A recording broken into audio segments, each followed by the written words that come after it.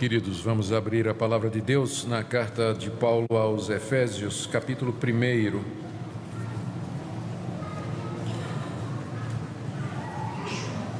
E vamos ler do verso 3 ao verso 14. Estamos dando sequência a uma série de mensagens na carta aos Efésios.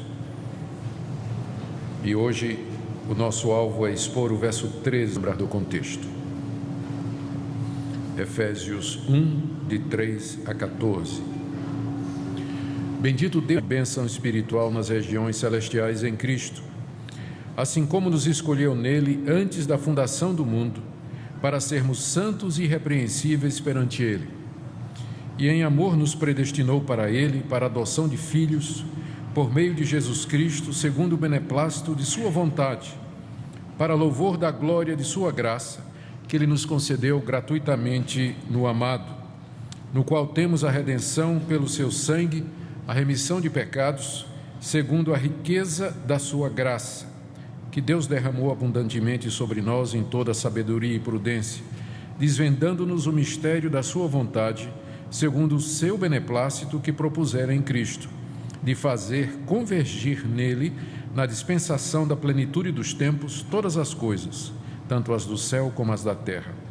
Nele, digo, no qual fomos também feitos herança, predestinados segundo o propósito daquele que faz todas as coisas conforme o conselho da sua vontade, a fim de sermos para louvor da sua glória, nós os que de antemão esperamos em Cristo, em quem também vós, depois que ouvistes a palavra da verdade, o evangelho da vossa salvação, tendo nele também crido, fostes selados com o Santo Espírito da promessa, o qual é o penhor da nossa herança, até o resgate da sua propriedade, em louvor da sua glória. Até aqui a leitura da palavra de Deus, especialmente o verso 13, será objeto de nossa atenção, exposição nessa noite, em quem também vós, depois que ouvistes a palavra da verdade, o evangelho da vossa salvação, tendo nele também crido, fostes selados com o Santo Espírito da promessa. Queridos, nos versos de 1 a 14, nós temos uma longa sentença onde o apóstolo Paulo descreve as bênçãos de Deus concedidas à igreja. Ele descreve como desde a eternidade o Pai planejou, como o Filho entrou no tempo, na história, no espaço, executou, e como hoje o Espírito Santo aplica o plano da redenção. Nos versos 3 a 6, nós encontramos em detalhes as bênçãos relacionadas com o Pai. O Pai nos abençoou com toda a sorte de bênção espiritual nas regiões celestiais em Cristo, verso 3. Ele nos escolheu nele antes da fundação do mundo para sermos um povo santo, verso 4, e nos predestinou para ele segundo o seu propósito e sua vontade, verso 6, para louvor da glória da sua graça.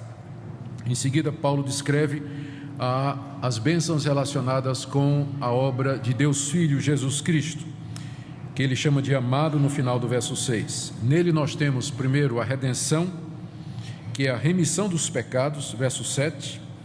Temos o desvendamento e o conhecimento da vontade de Deus, versos 8, 9 e 10, e sermos herança de Deus conforme a predestinação do Pai, verso 11, terminando no verso 12, também dizendo que tudo isso é para louvor da glória de Deus. E em seguida ele fala das bênçãos decorrentes da ação do Espírito Santo, que são duas. Primeira, o selo do Espírito, verso 13, e segunda, o penhor do Espírito, que está no verso 14. Hoje à noite nós nos ocuparemos com o selo do Espírito Santo, um privilégio glorioso, uma bênção extraordinária que Deus dá àqueles que Ele, antes da fundação do mundo, escolheu e predestinou e pelos quais Cristo também morreu. Eu quero ver com vocês 4 coisas. Primeiro, por que Ele é chamado o Espírito da promessa. Segundo, em que sentido ele é selo. Terceiro, quando é que este selo acontece? E 4, quais são os efeitos dessa selagem, por assim dizer, na nossa vida? A minha expectativa é que todos nós, nessa noite, sejamos despertados por Deus para essa promessa maravilhosa, para o que está sendo descrito aqui. Até porque existe muita confusão a respeito de tudo que se relaciona com o Espírito Santo hoje, por conta de movimentos surgidos há pouco tempo na história da igreja e que dão ênfase a determinados aspectos da obra do Espírito Santo, deixando de contemplar aquelas ações do Espírito que são essenciais para a vida da igreja. Eu tenho certeza que vocês já ouviram falar muita coisa sobre batismo com o Espírito Santo, unção do Espírito, cair no Espírito, dançar no Espírito. Mas qual foi a última vez que você ouviu alguma coisa sobre o selo do Espírito? Sendo que essa é uma das bênçãos que o apóstolo Paulo associa com a ação do Espírito Santo na vida do crente. E, na verdade, é a partir dela que todas as demais fluem. Então, primeiro ponto, por que ele é chamado o Espírito da promessa? Está aí no verso 13. Depois que nós cremos, fomos selados com o Espírito Santo da promessa. A razão é que ele foi prometido por Deus ao seu povo muito tempo atrás. No Antigo Testamento, os profetas falaram de uma época em que Deus derramaria o seu Espírito sobre toda a carne. Você encontra isso em Joel, capítulo 2, você encontra isso no profeta Isaías, você encontra isso no profeta Ezequiel. Os profetas anteciparam uma época em que Deus derramaria o seu Espírito com abundância, com poder e autoridade sobre o seu povo.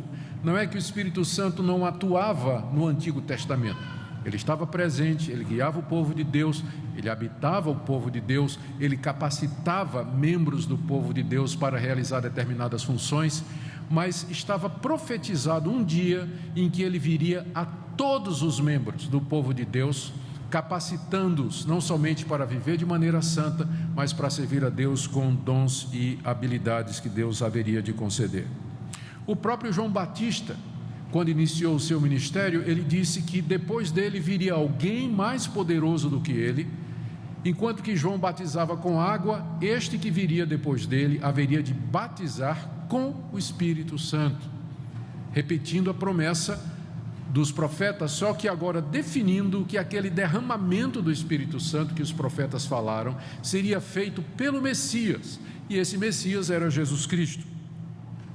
O próprio Senhor Jesus, várias vezes, inclusive num dos textos que nós lemos na liturgia de hoje, João capítulo 16, ele disse aos discípulos que quando ele fosse, ele mandaria o Espírito Santo. Quando encontrou-se com os discípulos depois da ressurreição, ele disse: não saiam de Jerusalém até que do alto vocês sejam revestidos de poder. O Espírito Santo haverá de vir. Poucos dias depois que o Senhor Jesus foi assunto aos céus, o Espírito Santo então veio sobre os seus discípulos. É por isso que ele é chamado o Santo Espírito da promessa, porque Deus o havia prometido desde a antiguidade como uma bênção para o seu povo. De acordo com o Novo Testamento, ele viria para confirmar a exaltação de Cristo. Essa é uma perspectiva que é pouco explorada pelos pregadores. Mas uma das razões pelas quais o Espírito Santo veio foi para confirmar que Cristo chegou lá. Há um episódio no Antigo Testamento muito conhecido na história de José. José foi traído pelos seus irmãos, separado de seu pai, vendido como escravo, foi para o Egito. Lá no Egito Deus o abençoou, seu pai o dava por morto, porque foi assim que os seus irmãos passaram a história. Mas lá no Egito Deus o abençoou e através de muitas circunstâncias José chegou a ser o governador do Egito. Quando se reconciliou com seus irmãos, mandou buscar o seu pai que o tinha por morto, e José mandou carros carregados de riquezas para o seu pai, roupas, especiarias, comida. Havia uma grande fome naquela região. Quando seus irmãos voltaram do Egito para a Palestina, encontraram o velho Jacó e disseram: teu filho está vivo? Diz o texto que Jacó não acreditou, mas quando ele viu as carruagens cheias de tesouros, especiarias, dons e presentes, aí ele disse: o meu filho vive. Eu não vejo Jesus assentado à direita de Deus, aquele Jesus que foi traído e vendido pelo seu próprio povo e que agora reina à direita de Deus. Eu não vejo, mas o que me convence que ele está assentado à direita de Deus e que reina, não como governador do Egito, mas do mundo, é que ele mandou o Espírito Santo. O Espírito Santo veio como dádiva dele ao seu povo, como prova de que ele está sentado à direita de Deus. É para isso que ele tinha que vir, para isso que o Espírito Santo veio. Ele veio também para capacitar o povo de Deus diante da tarefa que o Senhor Jesus colocou diante dele. Queridos, a nossa tarefa é simplesmente evangelizar o mundo. Um mundo morto em ofensas e pecados, um mundo que virou as costas para Deus, que está debaixo da ira e do julgamento de Deus. Pessoas que são absolutamente cegas, surdas com relação a Deus, porque o salário do pecado é a morte, e a morte aqui é a morte espiritual. É a essas pessoas que nós temos que anunciar as boas novas. A tarefa é impossível, equivale a ressuscitar um morto. É por isso que Deus mandou o Espírito Santo ao seu povo, para que nós, pelo poder do Espírito Santo, pudéssemos anunciar ao mundo que ele vive, que Cristo morreu pelos nossos pecados, ressuscitou e está à direita de Deus Pai. Não somente isso, o Espírito Santo haveria de vir para guiar o povo de Deus e nos consolar aqui nesse mundo, nos confortar, como o Senhor Jesus se refere a ele exatamente nesses termos. Ele é o Consolador. Nós não estamos isentos aqui nesse mundo de passar por dores, sofrimentos, angústias, dos mais diversos tipos. É o Espírito Santo quem nos consola, e ele faz isso testificando no nosso coração de que nós somos filhos de Deus, que Deus nos ama apesar de que coisas ruins acontecem com o seu povo. É ele que sopra no nosso coração palavras de conforto que nos asseguram do cuidado de Deus. Em termos práticos, tudo isso significa que o Espírito Santo veio para realizar na prática aquilo que Jesus Cristo conquistou há 2000 anos. Vejam como funciona. Pensando temporalmente, na eternidade, se pudermos imaginar a cena, o Pai se debruça sobre uma prancheta e ele desenha a igreja, ele concebe a igreja na eternidade, e ele elege um povo de entre a humanidade que ele contempla, e esse povo ele predestina para ser seu povo, um povo santo. Mas há um problema, ele está na sua visão onipotente e onisciente escolhendo um povo de entre uma humanidade caída, porque o planejamento da igreja vem depois, na sequência, não na história, mas na sequência da mente de Deus, depois da queda. Então, quando ele escolhe e predestina pecadores e não justos. E agora é um problema, como é que pecadores como vocês e como eu podemos pertencer ao povo de um Deus que é santo, justo e verdadeiro? Então, no segundo momento, apresenta-se Deus Filho, que entra no tempo, se torna um de nós, e como representante daqueles que Deus amou e escolheu antes da fundação do mundo, sofre a penalidade deles, paga a culpa deles, experimenta o horror da condenação deles na cruz, de tal maneira que Deus agora pode justificar e perdoar completamente estes que na eternidade Ele amou. Mas agora tem um problema, porque isso aconteceu há 2000 anos atrás. Como é que isso chega a mim hoje? Aconteceu há 2000 anos lá na Palestina, numa cultura que não existe mais. Como é que isso chega a mim hoje, brasileiro, 2015, morando em Goiânia? A resposta é o Espírito Santo. O Espírito de Deus é o agente da Trindade. É Ele quem, através da história, chama, convence, atrai o povo de Deus e em seguida os sela, garantindo que aquilo que Deus planejou na eternidade e que o Filho executou no tempo e no espaço haverá de se concretizar.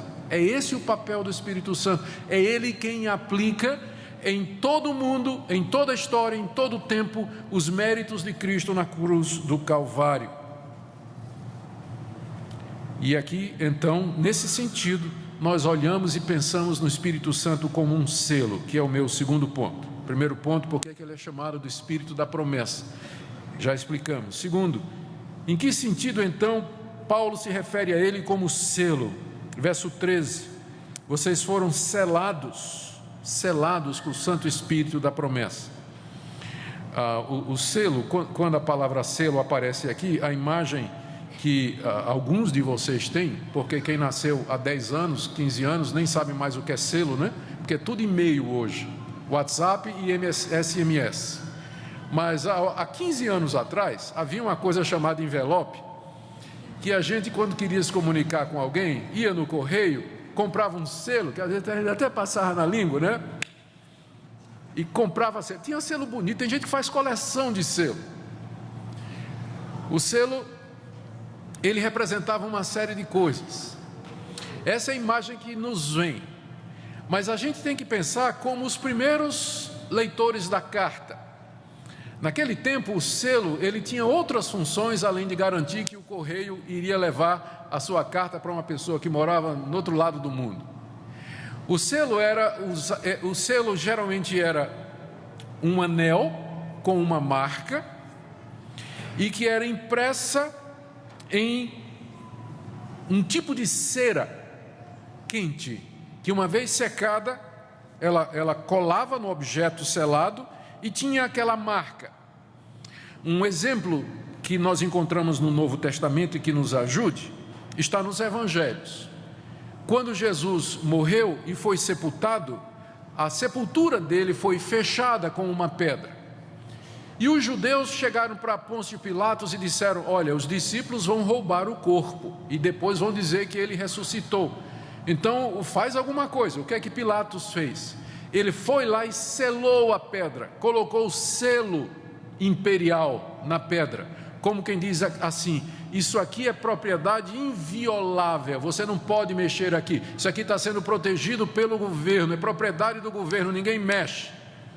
Ainda bem que o Espírito Santo não liga para essas coisas, porque no dia seguinte de manhã Jesus arrebentou selo, pedra, saiu vitorioso. Mas humanamente falando, era isso que o selo representava naquela época. O que Paulo está dizendo aqui é que esses por quem Cristo morreu, eleitos por Deus antes da fundação do mundo, eles são no momento certo, chamados por Deus pelo Evangelho e selados com o selo de Deus. Deus nos dá o seu selo. As ideias que estão presentes no selo são, primeiro, autenticação, é a marca do cristão genuíno. A marca do cristão genuíno não é que ele anda com a Bíblia debaixo do braço. Aliás, vocês conhecem até a diferença. Se você achar uma Bíblia na rua, como é que você sabe se ela é de um católico ou de um evangélico? Você cheira. Se for sovaco, é evangélico. Se for poeira, é católico, né? Porque fica na estante o tempo todo. Brincadeira, eu sei que tem católico que lê a Bíblia e sei que tem evangélico que não anda com Bíblia. Mas o que marca o evangélico não é a maneira dele andar, não é a maneira dele vestir, mas é a presença do Espírito Santo. Esse é o selo que Deus coloca em nós. Ou seja, no dia do juízo haverá apenas dois tipos de pessoas: os que têm o Espírito Santo e os que não têm o Espírito Santo. Todas as outras diferenças são irrelevantes. No dia do juízo haverá apenas dois grupos: os que têm o Espírito Santo e os que não têm o Espírito Santo. Então ele funciona como identificador, autenticador do povo de Deus. Ele nos marca como propriedade de Deus, e aí dá a ideia da inviolabilidade. Há várias passagens no Novo Testamento que dizem que o diabo não pode nos tocar, ele pode nos tentar, ele pode por um momento nos oprimir, mas ele não pode nos arrancar das mãos de Deus. E não é porque nós somos fortes, é porque nós temos o selo de Deus, a garantia de Deus. Somos invioláveis nesse sentido, o diabo não pode quebrar esse selo. Inclusive o apóstolo João diz: maior é o que está em nós, que é o Espírito Santo, do que aquele que está no mundo, que é Satanás. O selo aponta para isso. É a garantia de que nós chegaremos ao nosso destino. Em outras palavras, o Espírito Santo é a garantia que Deus nos dá de que aquilo que Ele planejou e que Jesus Cristo executou haverá de se cumprir. É com base nisso que a Bíblia diz que quem é de Cristo não jamais se perderá. Uma vez que você recebeu o Espírito Santo e o selo de Deus, isso não volta atrás, não tem como, nada pode nos separar do amor de Deus que é garantido pelo selo do Espírito Santo.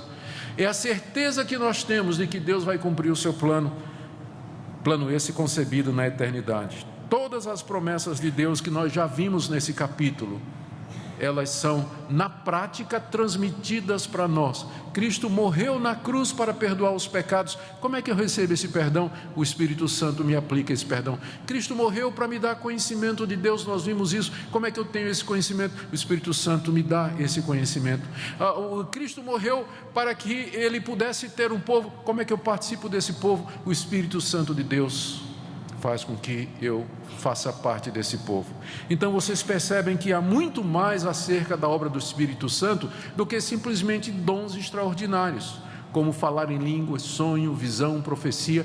Estas coisas recebem destaque hoje e pouco se fala a respeito da obra básica, primária e essencial do Espírito Santo, que é exatamente essa, a aplicação da obra de Cristo na vida daqueles que são chamados pelo Evangelho. E isso me leva ao terceiro ponto. Quando é que esse selo acontece? E aqui nós encontramos várias opiniões. Não existe unanimidade a respeito desse assunto. Antigos reformados entendiam que o selo com o Espírito Santo, que Paulo se refere aqui, é uma experiência que vem depois da conversão. Seria alguma coisa mais ou menos assim: você cria em Cristo como Senhor e Salvador, o Espírito Santo vinha morar no seu coração. Algum momento depois, uma semana, um mês, um ano, você era selado com o Espírito Santo, que era uma experiência profunda com Deus, em que você recebia grande ousadia, poder para testemunhar. Escritores como Martin Lloyd-Jones, por exemplo, que são muito lidos e conhecidos entre os reformados, ele defende essa posição. Ele diz que o selo do Espírito Santo é diferente da conversão. Na conversão nós recebemos o Espírito Santo, mas é preciso que depois você seja selado com o Espírito Santo. O selo do Espírito Santo lhe dá ousadia, lhe dá coragem, lhe dá poder para você testemunhar. Uma posição parecida com essa é a posição dos irmãos pentecostais. Eles inclusive se referem ao selo do Espírito Santo como sendo a segunda bênção. Eles também acham que quando nós nos convertemos, o Espírito Santo vem morar em nós, mas você precisa, essa é a primeira bênção, mas aí você precisa da segunda bênção, que é o batismo com o Espírito Santo, ou o selo do Espírito Santo, o qual é sempre testificado pelo falar em línguas. Se não houver línguas, você não foi selado pelo Espírito Santo e não foi batizado pelo Espírito Santo. Eu quero dizer por que eu penso que essas duas posições elas estão erradas. A primeira, e muito simples, é uma questão de gramática na língua grega. Olha o que diz o versículo: em quem também vós, depois que ouvistes a palavra da verdade, o evangelho da vossa salvação, tendo nele também crido, fostes selados com o Santo Espírito da promessa. A gramática grega exige que estes dois verbos aí, tendo nele também crido e fostes selados, eles sejam concomitantes. Paulo está se referindo a duas ações que acontecem ao mesmo tempo. Há nuances da gramática grega que fazem com que nós interpretemos verbos como tendo ação posterior à ação do verbo principal, mas a maneira como está escrito aqui, o que Paulo está dizendo é que o crer no Senhor Jesus e o ser selado pelo Espírito Santo acontece ao mesmo tempo, são ações concomitantes, não existe um lapso entre as duas coisas. Nós somos selados com o Espírito Santo no próprio momento em que, arrependidos dos nossos pecados, cremos em Jesus como Senhor e Salvador. É naquele momento que o Espírito Santo sela. A ideia de selo está exatamente ligada à própria ideia da conversão. Passamos da morte para a vida, nós nos arrependemos, estamos entrando no reino de Deus. Ali nós recebemos a garantia de que nós somos dele. Isso não quer dizer que depois, e aqui é muito importante para nós reformados pensarmos nisso, no que eu vou dizer, porque por causa de exageros no campo pentecostal, nós tendemos a ir para o outro lado. O fato de que o selo com o Espírito Santo acontece no momento da conversão, não quer dizer que você não possa ter experiências com o Espírito Santo depois. Você pode ter experiências profundas com o Espírito Santo, experiências de poder, experiências que mexem com você emocionalmente, experiências que podem transformar a sua vida. Eu não tenho nenhum problema em dizer isso. De fato, a conversão é a primeira bênção, mas não tem só uma segunda não, tem uma terceira, uma quarta, uma quinta. A vida toda nós vamos ter experiências com o Espírito Santo, se você de fato quiser isso. Agora, eu só não creio que devamos chamar estas experiências depois da conversão de batismo ou selo do Espírito, porque tanto o batismo como o selo, a ideia de ambos é de iniciação. O batismo é um rito de iniciação. O batismo com o Espírito Santo acontece quando você se converte, quando você crê no Senhor Jesus, quando você é justificado, e aí você é batizado no corpo de Cristo pelo Espírito Santo, você faz parte do corpo de Cristo. É por isso que Paulo, escrevendo aos Coríntios, capítulo 12, verso 13, ele diz: todos vocês foram batizados do Espírito Santo. Ele está falando para a igreja toda. E é curioso que mais adiante no mesmo capítulo ele faz até a pergunta: vocês todos falam em línguas? Esperando a resposta: não. Então, por um lado ele afirma que todos foram batizados com o Espírito Santo, mas por outro ele diz: não são todos que falam em línguas. Então, fechando, quando é que nós somos selados com o Espírito Santo? Quando nós cremos no Senhor Jesus, quando nós nos arrependemos dos nossos pecados. E como é que isso acontece? Veja como Paulo diz aqui, olha, verso 13: vós, depois que ouvistes a palavra da verdade, o evangelho da vossa salvação. Qual é o instrumento que o Espírito Santo usa para que as pessoas se arrependam e creiam? Está aqui. Paulo diz: vocês ouviram o evangelho da vossa salvação, a palavra da verdade. Isso nos ajuda a entender o que é que o Espírito Santo está fazendo nos dias de hoje. Através da pregação da palavra, da leitura da palavra, através da divulgação da palavra, o Espírito Santo vai chamando, e ele chama de maneira irresistível aqueles por quem Cristo morreu, eleitos pelo Pai antes da fundação do mundo. Quando ele ouve a palavra da verdade, ele crê. Muitos ouvem e muitos ouvirão e não crerão, mas aqueles que Deus escolheu, predestinou, por quem Cristo morreu, chamados pelo Espírito Santo, eles crerão. E quando eles creem, são selados pelo Espírito Santo, que lhes garante que eles chegarão até a glória. Até a glória. Gente, do começo ao fim, a salvação é obra de Deus. A salvação é obra de Deus. Se dependesse de nós em algum momento, eu vou lhe dizer uma coisa, presta atenção no que eu vou lhe dizer. Se você puder perder a salvação, pode ter certeza que você vai perder. Se a salvação pode ser perdida, pode ter certeza que você não vai para o céu, você vai para o inferno. Se ela pode ser perdida, porque você vai perdê-la quando sair daqui, ou até aqui dentro mesmo. Se ela depender da sua santidade, se ela depender da sua perseverança, da sua obstinação, você sabe que você vai perder. Mas o Deus que escolheu antes da fundação do mundo, o Deus que mandou seu Filho morrer por aqueles escolhidos, e que envia o Espírito Santo para nos chamar pela palavra, e nos dá o Espírito Santo como garantia. É Ele o autor da nossa salvação. Eu sei que você acredita nisso. Você pode até dizer assim: pastor, isso aqui é complicado para mim, só está falando de predestinação, né? Eu digo: estou. Pastor, isso é complicado para mim. Você não precisa entender, eu só quero que você me responda uma coisa. Quando você está de joelhos ao lado da sua cama, orando a Deus, agradecendo a Ele, como é que você ora? Você ora assim: Deus, eu te agradeço porque o Senhor me salvou. Eu te agradeço porque eu nasci num lar evangélico. Eu te agradeço porque um dia eu ouvi o Evangelho. Eu te agradeço porque um dia o Senhor tocou no meu coração e hoje eu sou salvo. Deus, eu te dou toda a glória. É assim que você ora, não é? Ou você ora assim dizendo: oh Deus, eu te agradeço porque eu escolhi. Deus, eu te agradeço porque eu tomei a decisão. Na verdade você devia orar assim: eu me agradeço. Então não ora, você reflete. Você diz, você medita: eu me agradeço porque eu tomei a decisão. Eu me agradeço porque meu livre-arbítrio, ó, né? Tranquilo, eu ouvi assim na hora, né? Esses outros aí, não, mas eu, né? Você devia orar dessa forma. Mas quando você está de joelhos lá no seu coração, você sabe que se não fosse Deus que lhe tivesse chamado, buscado, arrancado você das trevas, iluminado o seu coração, você não creria. E quem faz isso é o Espírito Santo. Esse é o papel dele, e ele nos sela. Quais são os efeitos dessa selagem do Espírito Santo na vida dos que creem?